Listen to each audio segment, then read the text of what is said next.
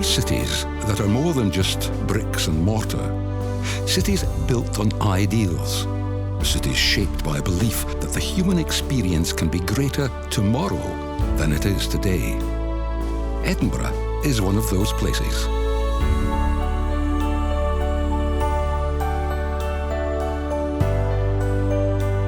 Graced with over 4,500 heritage-listed buildings, the Scottish capital is one of the world's most beautiful cities.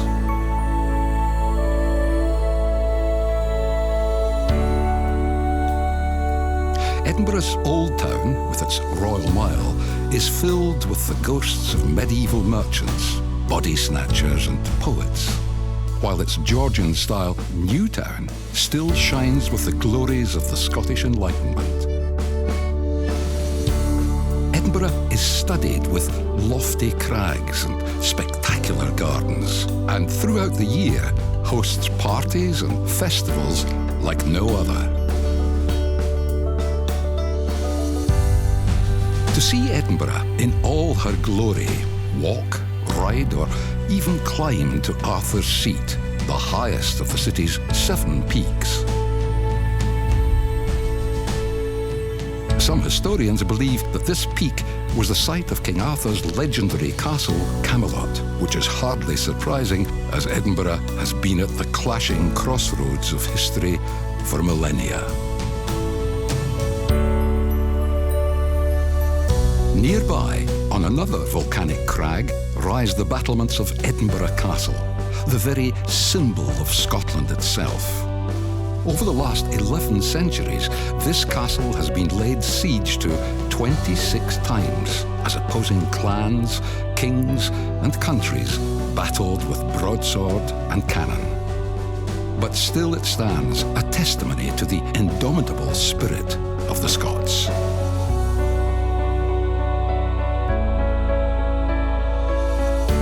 Edinburgh has a special place in the hearts of today's monarchy.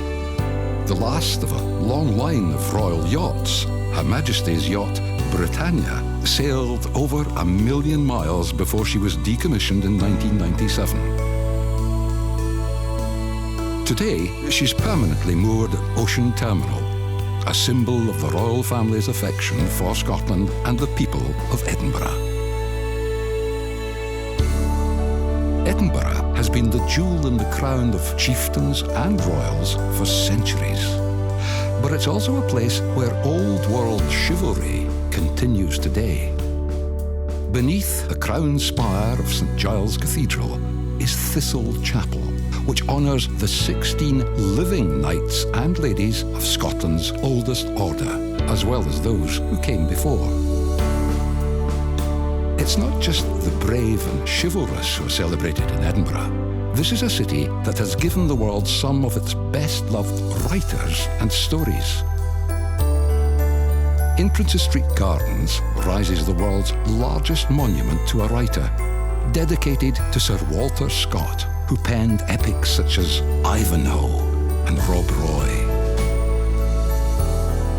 Nearby, at the Writers' Museum, learn more about Scott and 2 more of Scotland's most cherished literary adventurers, Robert Burns and Robert Louis Stevenson.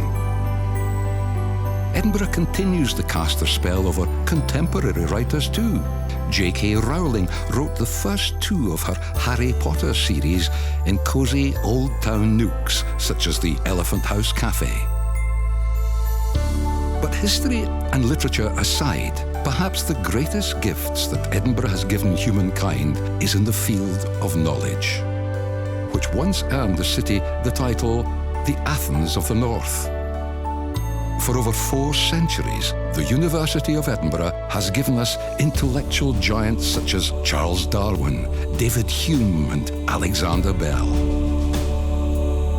Explore centuries of innovation at the Scottish Museum, or head to South Queensferry to see the Forth Bridge, an engineering marvel when it opened in 1890, and one which still takes the breath away today.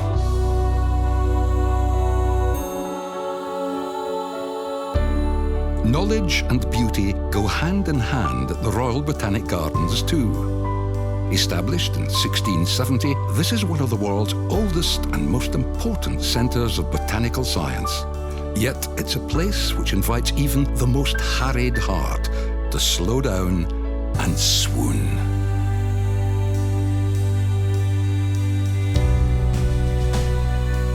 Beauty is honoured at every turn in Edinburgh, whether it be the elegant interiors of the Georgian house, the priceless treasures within the Scottish National Gallery, or the simple flower boxes which adorn the city's pubs.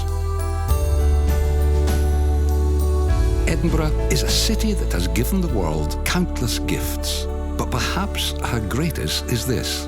She shows us that all parts of the human experience, the sciences and the arts, the past and the present, the sacred and the light-hearted, all have equal value. And that when brought together, these things can create a beauty, a state of mind, a city like no other.